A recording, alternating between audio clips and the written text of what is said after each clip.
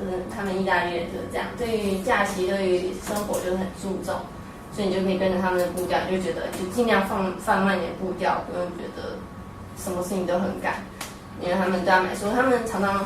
就是因为街道都小小的，他们常常都是就是单行道，路上都是单行道，所以车子很不好行驶。然后可是常常就有一个垃圾车，为什么在收垃圾就堵住那边了？然后大家我们不开车的人，可我们看着那些被堵在后面的人，就会觉得说，哦，就这样跟着那个垃圾车这样慢慢的走嘛，他们也都不介意，就是也不赶时间，也不赶上班，什么没关系，这样子就是很有意思，意大利人。那大概介绍一下，不知道跟你们讲什么多详细的部分。这个是火车站，一开始对，就会从这边出来，然后这边是最市中心的部分，多摩在这边，然后我们学校是这一条大街，在这条大街上面还蛮好找的，是真的是算他们街道中算是大街的部分的。然后这条河就是分隔他们两边的阿诺河，然后我们看到很多条桥，最有名的 Ponte Vecchio 旧桥在这里，这一条真的是很富丽堂皇，上面都是珠宝。你去过一遍，你就知道为什么佛罗伦斯的珠宝会那么有名的。这样子，蛮有意思的。就有一天，我不确定是哪一天，可是有听说就是说，整个佛罗伦斯的不管每个就是博物馆，就他平常都要收费，但是那天就大家随便进去参观这样子。走在这边，你就会觉得是真的是很有艺术气节的地方，就相对于米兰比较商业，然后罗马就是很大很古迹，到处走到哪都是古迹，然后佛罗伦斯就是一个文学气息非常浓厚的地方。这边也有一些小市集，就是他们会轮流不同的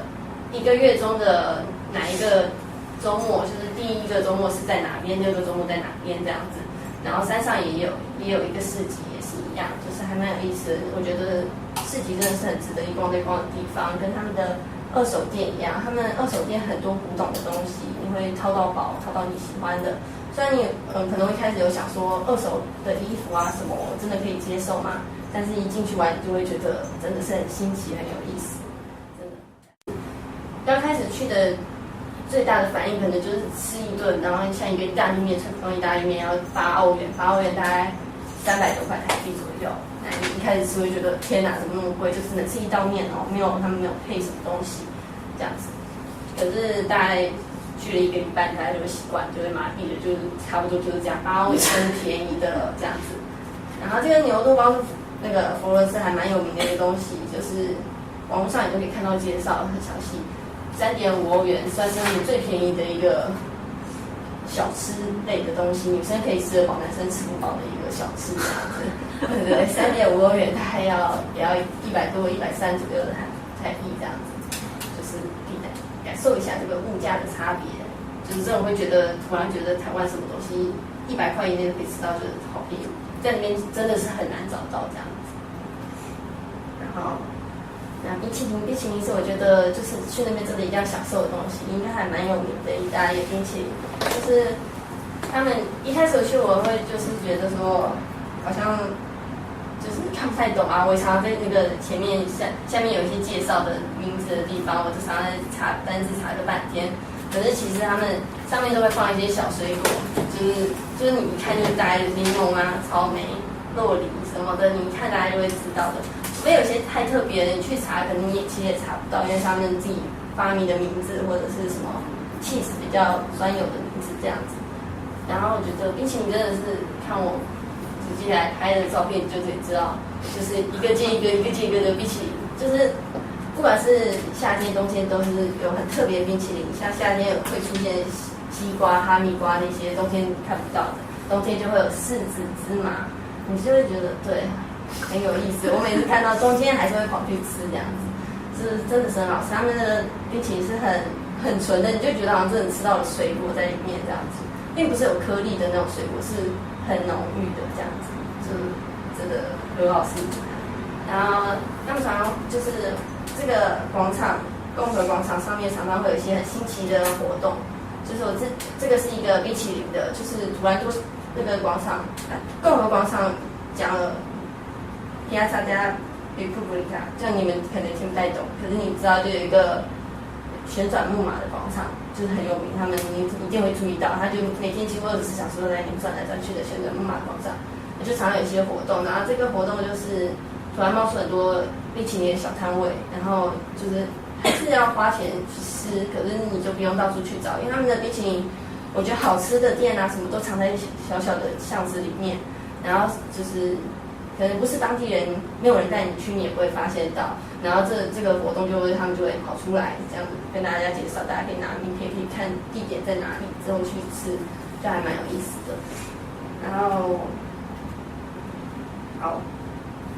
跟大家介绍一下他们的一些特别节日。大节日的话，旅游书上面也都会有写，就是该放假的节日。然后这个是我觉得很有意思，不知道当初我一看到他，觉得他们在干嘛，就是怎么？真的很多人从这条路到这个尽头全都是人，然后是从一出门，你可能在家还没有发现，然后是一踏出门才发现怎么都是人，然后这是怎么了？而且怎么会有这件衣服？怎么之前都没有看到过？怎么大家现在都穿出来了？然后就接着看下去的话，就发现连小狗都穿着衣服，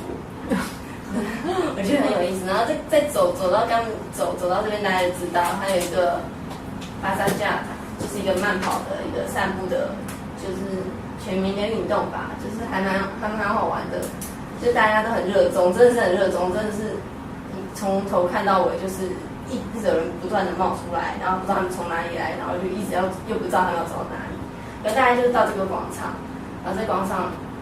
接着就是有一个这个终点，就看到他们开心，然后还有旁边有计时间这样子，就觉得很有意思。我就发现这个东西，然后跟他们，我就坐在他们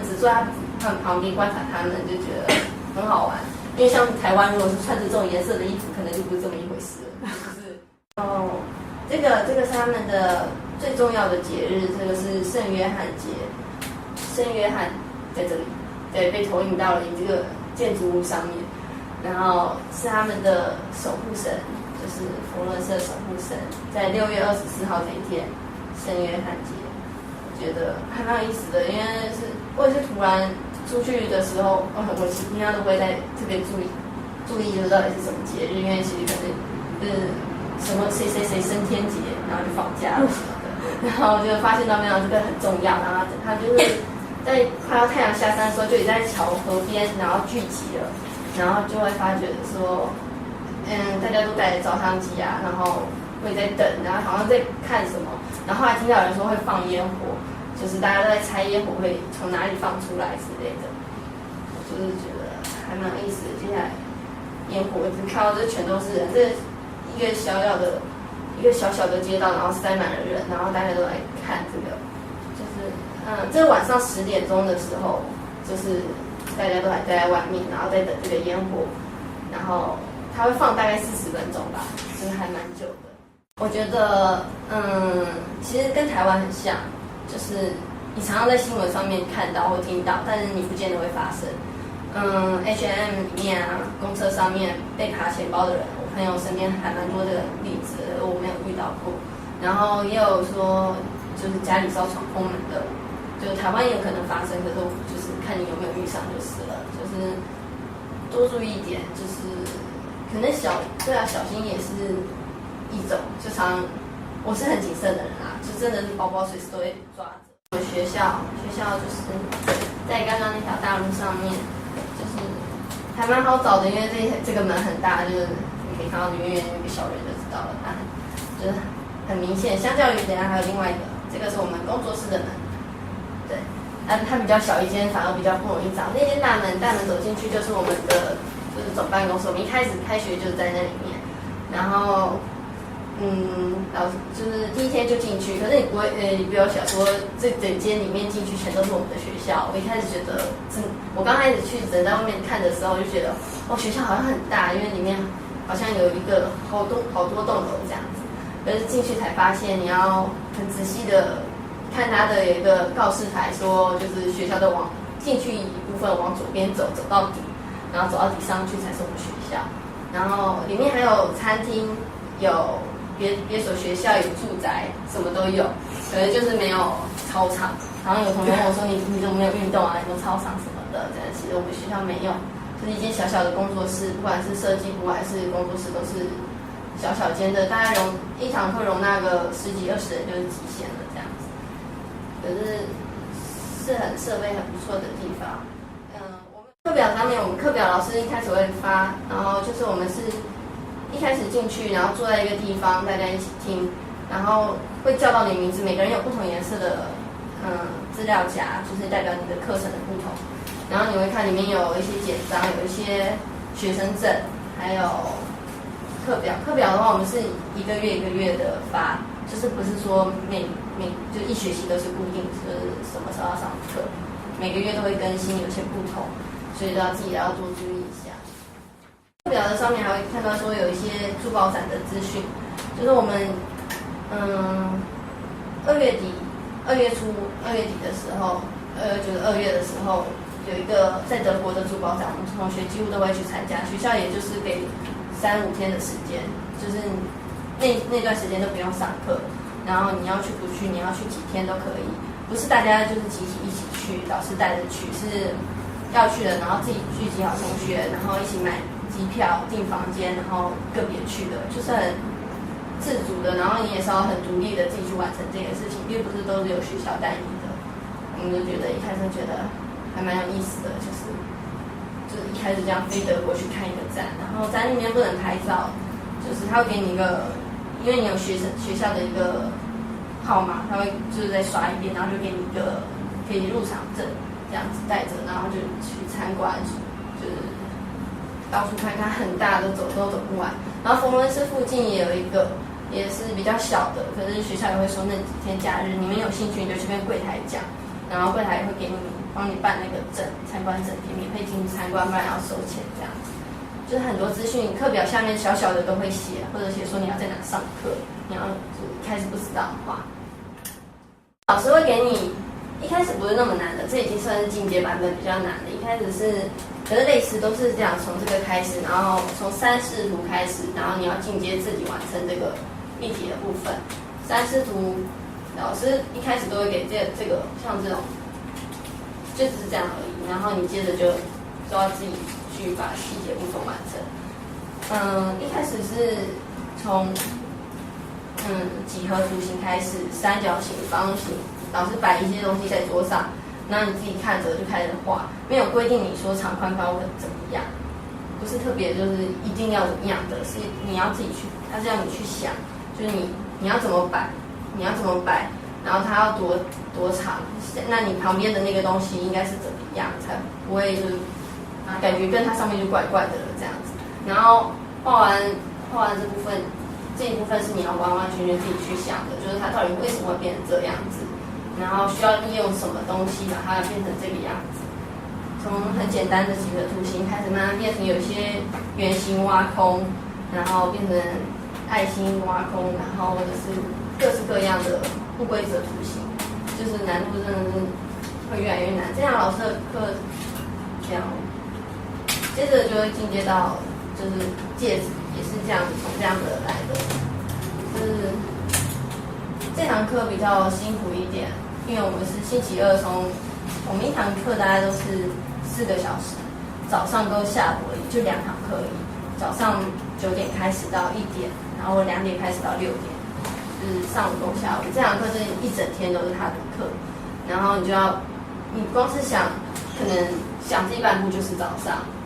想这个就是下午，会比较辛苦。这个老师比较严格，他会觉得说，你不要什么都问，就自己想。想出来就是你的，那到时候我还是会一起公布，就是到底应该怎么做。可是他也是唯一会要求说我们要回校做作业的，因为他觉得我们要练那个手感，我们这个对过来，要是一点画歪了，这边整个全都会就是画出来都会怪怪的，因为圆就不圆了，然后这个对下来不对了，他一看就知道，他会帮你改，然后就叫你回去画，还比较严格。再来，这个图这个设计会跟另外一个这个设计课程会相连的。这是我们色彩学的老师，他很漂亮也很厉害。然后我们这就是我们教室，一开始进来也就在这间教室听那个开学的相关事情，就是这边它前面有投影机，然后大家都做自己的事情，然后老师我会讲一些东西，会在白板上面画一画，然后或者是下去帮每个人教一教。像我们刚开始的课程，大概就是比这个更简单一点，这边有，所以我们开始从建成开始，大家可以有兴趣可以过来看，可能现在看不太清楚，这很简单的，每一个都不是从特别难的东西开始，是从圆形的，然后建成。我们最主要就是银跟金两个颜色，因为对银嘛，银饰跟金饰，然后从这个最基础开始之后，会进阶到就是真的事物上面的建成，就是因为是很细小的东西，所以它讲究的也还蛮严格的。我们意大利设计，我觉得是比较保守的，比较繁杂的，就是有规矩的，一步一步的。他们是我们传统传下来，就是应该是怎么样做，怎么样画，就是一步一步都不能少。我们常常可能会偷懒，觉得时间不够了，或者是觉得应该怎么样画也可以画很好。我们都学过建成不是特别难的东西，可是他发现他就会纠正你，不是那样画，不可以那样画。就是这个老师也就是讲得很仔细，他要你怎么画就怎么画。然后你少一点，大概少一点什么东西他都看得出来，他会帮你补上，然后就跟你说，你知道吗？漏掉啦什么的，就是很厉害，老师都看得很仔细，然后你有一点有错，你都会发现。接着进展就是从这些，然后变成有一些基本的东西画完之后，会有一些特殊的石头，这是青金石，然后还有这边还有土耳其石，还有琥珀。然后还有一些特殊的材质，我这边都有，你可以来看看，就是一个一个进阶了。然后老师会先示范一次，都会先示范，在一个人的纸上画了大家可能拍照拍得去，大家都是模仿开始，就是模仿去看老师的颜色哪里是怎么样画的。然后老师也都不建议，就是你们只要可以画出那样，那你们然后步骤对了，那你们也就是成功了，也就是你们的就是。我们接着就是这边，像这边就是老师一步一步画，这个我记得是老师画出来的东西，就是从最下面的，然后开始是怎么样演变的，这里每一步老师都交代得很清楚，然后你觉得你最好都是记住，不要漏掉。然后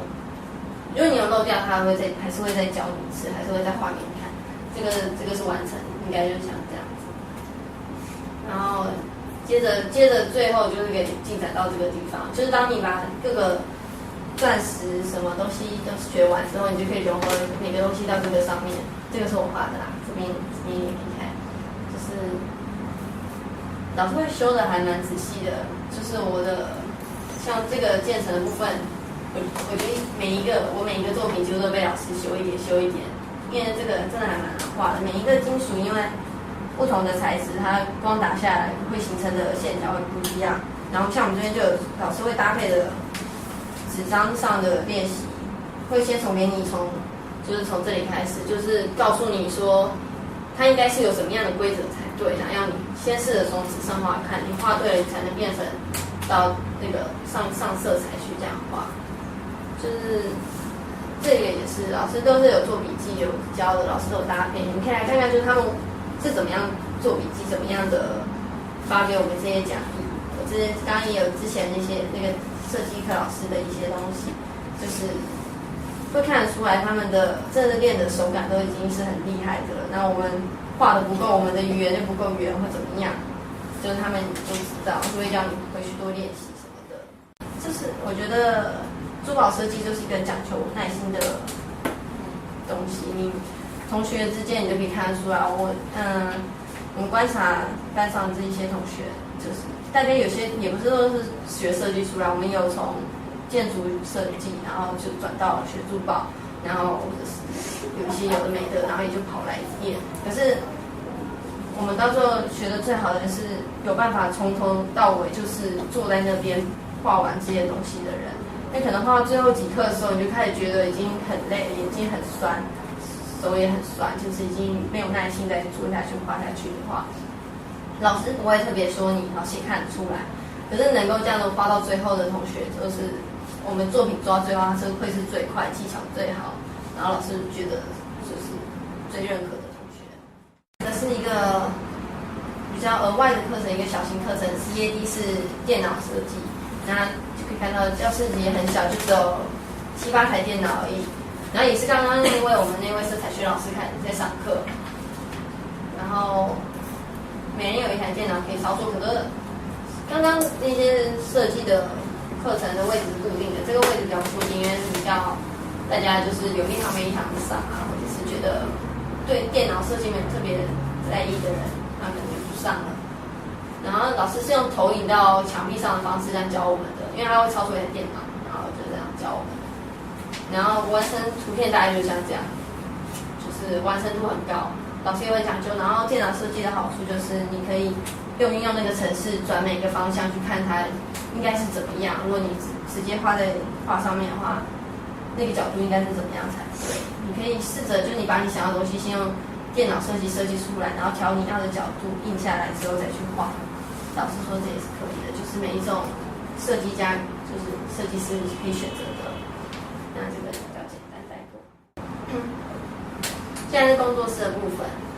这个是我们刚刚旁边有一个小门，就是都是在同一条路上，它在比较后面，就是不用担心会找不到，就在比较后面的地方，然后一条小门进去，它也就是我们的学校，就是那么一个长廊而已，不大。然后走到底左手边是一个工作室，出去外面有一间工作室跟一个庭院，就是庭院大家就是在那边累了就会跑出去，老师也都不会特别去管说你现在除非你消失太久，就是你可以出去透，其实没关系，因为老师也会，真的，然后子，对，上面有一些同学设计作品，走廊上也都有，真的都会参考到各式各样的，就是我们现在在做的东西，那边都有，老师甚至会拿进来给我们看，就是你可以知道每个小细节人家是怎么处理的，就还蛮好的，你就可以去看。然后这是我们主要的工作室，如果有上过官网去看的人，就是会发觉它几乎都长得一模一样，它也真的没有什么太大的更新，就只会是后面壁花这边每年有做一点就是小跟动，然后可能哪一个火枪坏了，它就换一个新的。可是桌椅都是很耐用、很够用的东西，都没有从以前到现在10年来，可能都没有什么太大的改变，是真的。然后不会想，我一开始有想说真的吗？就是好像放很久以前照片，现在难道都不会不一样了吗？这样就完全没有。工作室可以做几个人？工作室也大概就是20个是极限。然后因为工作室的规定也是会比较严格。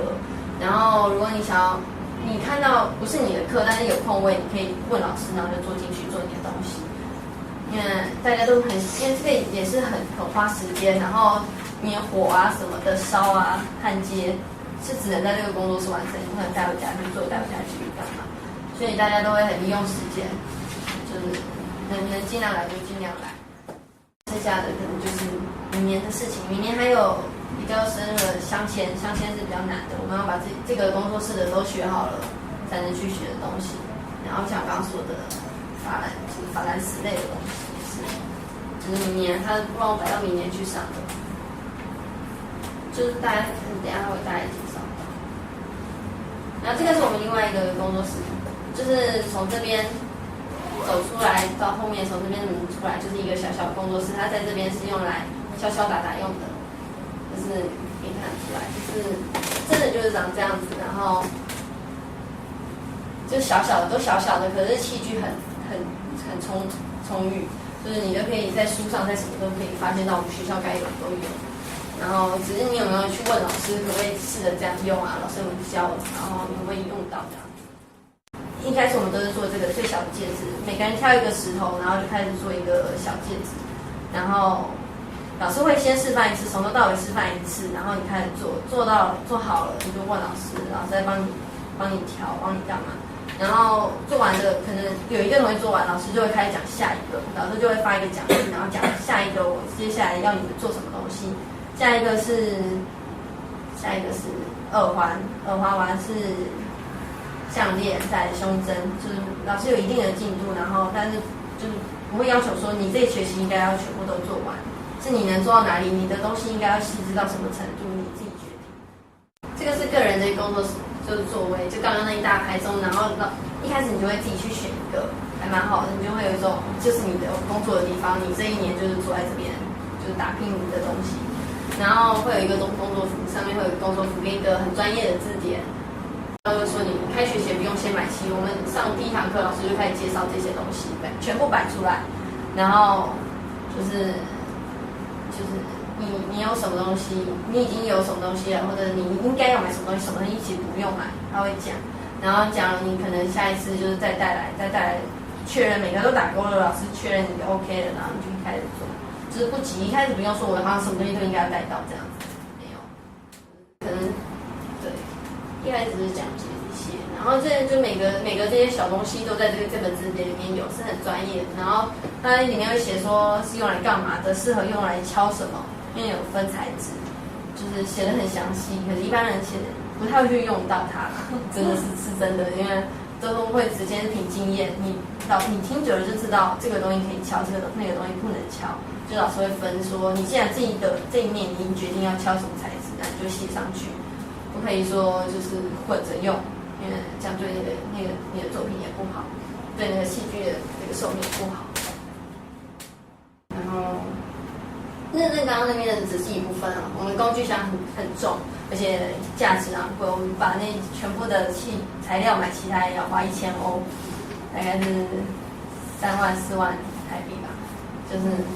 你一买齐都会用上，然后就是。要好好的珍惜，你放在学校，我们一开始我们都会很宝贝，想说扛回家，很怕被偷什么的。所以到时候其实不用了，就大家都在学校，后面一排整个柜子都是让你可以放的。然后我们就想讲，就是在这个东西上面，这一块小木板上面是我们的主要的东西，再来就是这种感觉，因为用到。然后右边或者左边可能是火枪，然后有灯，然后下面摆材料，就是你要用的我会拿出来摆。不用的就放在箱子里面这样，然后这些其实都可以看得出来，就是我们真的工作情形大概就这样，然后每个人都是低头做自己的事情，然后不会特别就是就可能顶多我突然抬头伸个懒腰聊天干嘛，可大家都是很专心做自己的事情。这堂课老师是个很好的人，我们觉得这堂课是玩的最开心的，就是。我们一开始是从就是材料，我们学校会提供用不完的银是可以尽量用，就是当然有规定每个人有可以用的额度，可是那个额度其实还蛮大，我们都用不上，甚至觉得啊，我们一年好像可以用这样，但我们只用了一部分，是不是有点浪费？可不可以带走？那不行，就是你要尽量用，你就可以去申请，你去柜台就跟他说我要用银，他就给你自己裁自己干嘛，然后开始做。然后金是我们金跟银主要的东西，可是金不可能提供给你，因为金一小点点就要好几十上百欧这样子，不太可能。就是你要去买，你买了你就可以来做。然后老师有教你，可是我们主要都是从银开始。一开始是就是材料，老师会跟你讲好，就是你看你是要用什么，讨论好之后你给他看，就是你先看设计，给他看设计，然后老师会跟你讨论。这个老师会说。可能会觉得你的设计好像做出来，在他想象中并不是那么好，他就会跟你讨论，慢慢的磨，就是觉得说有没有换个想法，你再多画一点，然后或者改哪里，然后如果你真的觉得说不行，我就是要这样，老师就会让你去用铜最便宜了，还会让你用铜开始做，然后也是照你的设计做的一模一样，你想要的、你想象中的去做给他看，然后你做了，你过程中你可能发觉其实也跟我想象中不一样。我不是很喜欢，或者做到最后，老师也觉得，其实还不错啊，那你就转换成可以去用银的再做一次。那每次做可能都很耗时间，光铜的就要花1堂课，可是都是必经的过程，就是你要知道什么样才是适合做出来的东西。就是这个老师会给你很大的空间，就是你可以去试啊，你不一定要听我的，但你去试，你觉得行就行，那你就不行就听我的，跟我讨论。当然有这个也是一个。还蛮有意思的课程，就是大模是用做戒指，除了直接敲打银饰的另外一种方式，就是这是在另外一间，因为它不需要火烧，所以它是在另外一间工作室做的。然后老师一开始就给你一个，就可能中间有挖空，但是就是旁边都是一个半圆形的、半椭圆形的一个东西，然后就开始，你先给他看设计，然后他觉得一开始不要太难，他会一开始会一直跟我说，我觉得你先不要这样子，因为这个其实很难拿捏。像我现在这个部分是我已经在掏空了，我刚掏这个东西就已经掏了1-2堂课，因为它是要最后用来翻的，翻成银饰的，然后翻成银的或者金的就是相对的就很贵，他会一直跟你说你能够把它弄到多薄就是多薄，就是少一点钱就是一点这样子，所以就是我们一开始这一堂课，他会比较讲究。就是你真的是有手感的人做起来就是不一样，因为它很容易很脆弱，它是大，然后很容易断，很容易裂开来。那你修补，其实就是可能都会到时候翻出来都还是会有点瑕疵，没关系，你可以再拿到刚刚的银那边去把它磨掉。每个老师人真的都很好，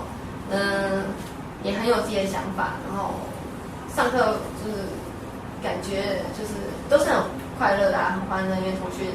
也不希望在太有压力的环境下做东西。然后，我